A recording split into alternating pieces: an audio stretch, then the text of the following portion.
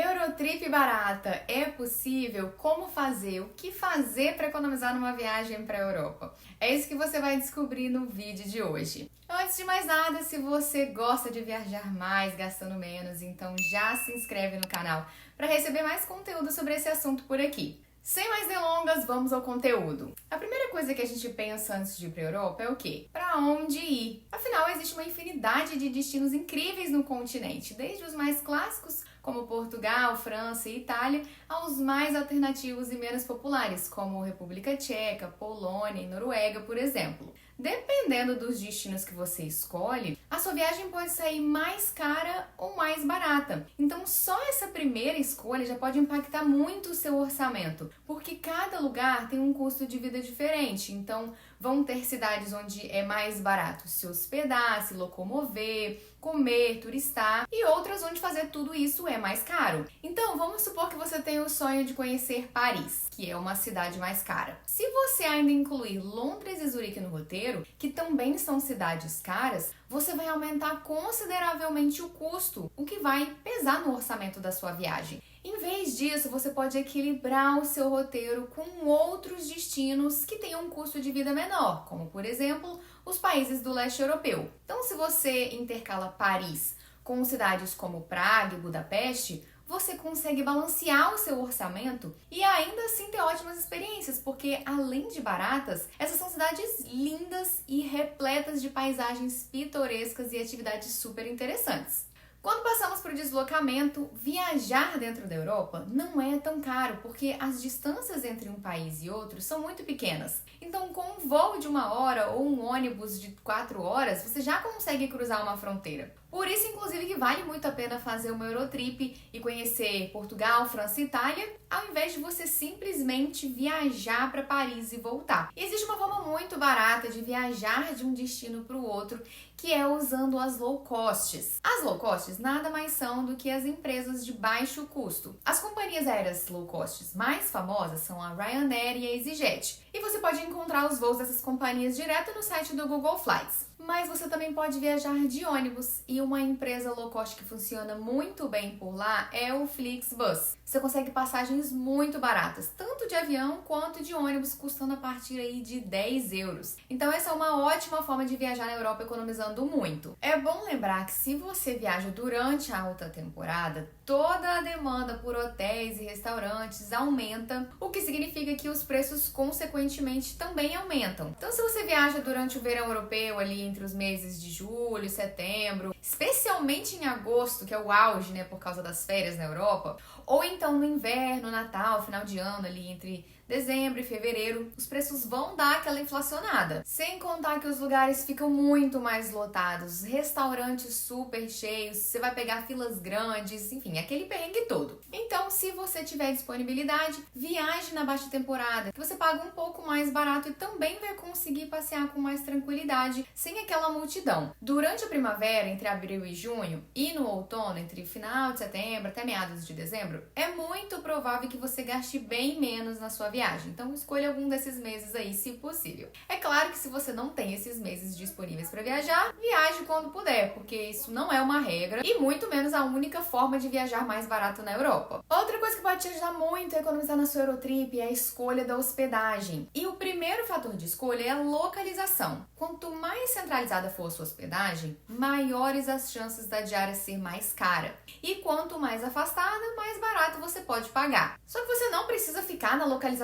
mais central possível só para estar perto das atrações, porque senão seu custo com hospedagem pode ser muito alto. Mas você também não precisa se afastar demais para pagar muito barato, a ponto de ter um custo altíssimo com transporte. Tem cidades que o bilhete do metrô custa mais caro quanto mais longe for a região do centro, então vale se atentar para isso, porque dependendo da distância, às vezes pegar uma hospedagem barata muito longe não compensa o tempo e dinheiro que você vai gastar com deslocamento. Então, meu pitaco é o seguinte: procure um meio termo. Existem bairros alternativos que às vezes são mais residenciais, né, menos turísticos, mas que ficam próximos dos pontos de interesse e são bem servidos de transporte público. E aí você escolhe uma hospedagem que tem uma estação de metrô ou de ônibus perto. Assim você consegue diminuir o custo da hospedagem sem ficar mal localizado. Até porque, mesmo quando você se hospeda numa região central, especialmente numa cidade grande, você vai usar o transporte público do mesmo jeito para poder se locomover pela cidade. Então, nesse caso, vale a pena sair um pouco do centro para economizar na hospedagem, porque o custo com transporte nesse caso não vai mudar muito. O segundo fator de escolha é o tipo de acomodação. 99% das vezes, o hotel é a opção mais cara de todas na Europa. É claro que essa escolha é muito pessoal, mas vou te falar uma coisa aqui. Às vezes você paga caro pela diária de um hotel e vai receber ali uma estrutura precária e com um atendimento bem meia-boca. Isso é muito comum na Europa, tá? Então, se você viaja em casal ou em família, uma alternativa legal é você alugar um Airbnb, que pode sair mais barato e também oferece conforto e privacidade. E você ainda pode aproveitar toda a estrutura, né, da cozinha para fazer sua própria comida, você pode lavar roupa se tiver máquina de lavar. Então é uma maneira muito eficiente de você ter um bom lugar para dormir sem gastar muito. Para quem viaja sozinho ou com amigos, eu indico muito o hostel. Existem ótimas opções espalhadas por toda a Europa, que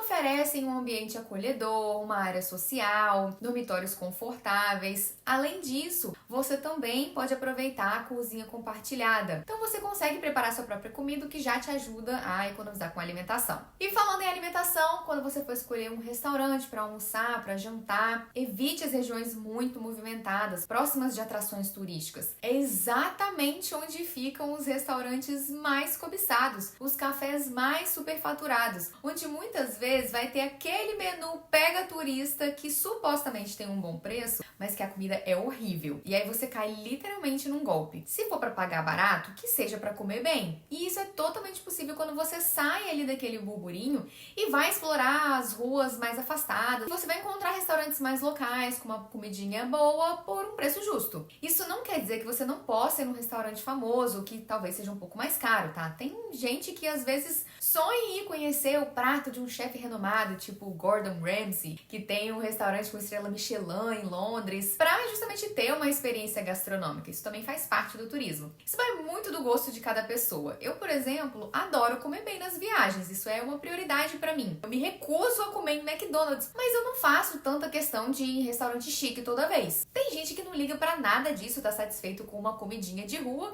e prefere economizar esse dinheiro pra usar em outras coisas. E tá tudo certo. De qualquer forma, eu acho válido investir numa refeição legal, desde que você tenha provisionado esse custo no seu planejamento. E aí, se você quiser mesmo assim economizar na viagem, você tem sempre a opção de complementar o seu dia fazendo umas comprinhas no supermercado, por exemplo, né? E aí cozinhando no seu hostel ou no Airbnb. Inclusive, nos mercados da Europa é muito fácil achar uns combos assim de sanduíches prontos com bebida que são bem baratinhos e são ótimos para você levar na mochila ou na sua bolsa para comer durante o passeio. Já com relação às atrações, compre ingressos daquelas que realmente te interessam. Parece meio óbvio falar isso, mas a verdade é que muitas pessoas, quando vão viajar, elas se sentem na obrigação de entrar em tudo que é museu, exposição, mirante, só porque é muito famoso e porque todo mundo vai. A meu ver, não faz muito sentido você gastar dinheiro com museu, sei lá, se você não gosta muito de museu. De repente você pode escolher um mais famoso ali, né? Você vai para Paris, compra um ingresso do Museu do Louvre e deixa outros que talvez não sejam tão atrativos para você